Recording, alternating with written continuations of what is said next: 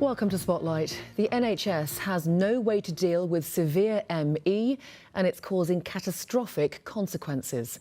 A mother in Devon has told the BBC that a systematic failure in the NHS led to the death of her only child, aged 27. A recent legal hearing into the death of Maeve Boothby O'Neill heard there's a gap in services for patients with the condition. Here's our health correspondent, Jen Smith. She was a really exceptional person, and I guess every parent feels like that about their child, but she really was an exceptional person. From an able child to an independent young woman, Maeve Boothby O'Neill could have achieved great things. But a viral infection at the age of 12 left Maeve with a feeling of exhaustion that got significantly worse.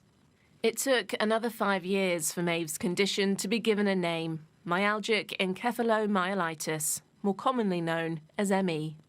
By the time we knew that the only way to make any kind of recovery is to stop and rest and then pace every single thing you do, it was too late. There we go. 3 times Maeve was hospitalised, but each time she was discharged from the Royal Devon and Exeter into Sarah's care because she was deteriorating in hospital. In October 2021, Maeve died at home at the age of 27, too exhausted by ME to swallow.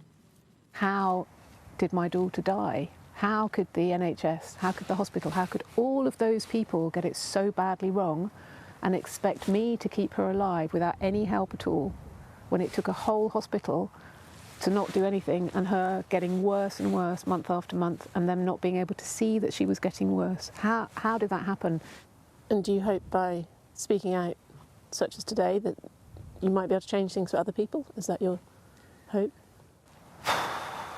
It's because of the other people that I'm talking to you.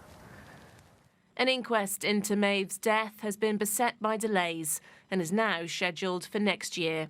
But a preliminary hearing known as a Pre Inquest heard written evidence from the medical director of the RDE, who stated there's a lack of specialist services for patients with severe ME. Maeve's mum doesn't blame the Royal Devon and says Maeve was cared for by many excellent clinicians. The problem, she says, is system-wide. I would like the NHS to take some responsibility for this disease.